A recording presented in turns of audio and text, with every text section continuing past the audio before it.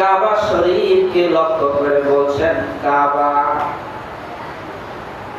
তুমি বেশি দামি নাকি আল্লাহ একজন বান্দার জীবন দামি?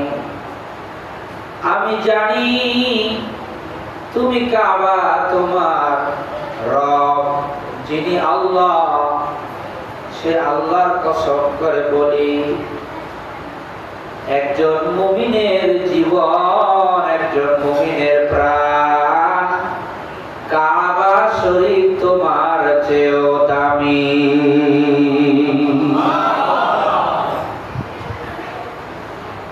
মুমিনের প্রাণের দাম কাবার চেয়েও বেশি।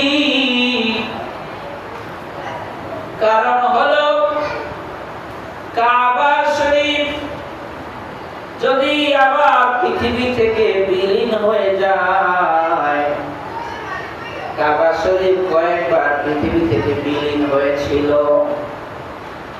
কিন্তু আল্লাহ রাব্বুল আলামিন তার নবীদের মাধ্যমে আবার পৃথিবীতে সেটাকে সংস্কার করেছেন, আবার তৈরি করেছেন, পৃথিবীতে জাগিয়েছেন।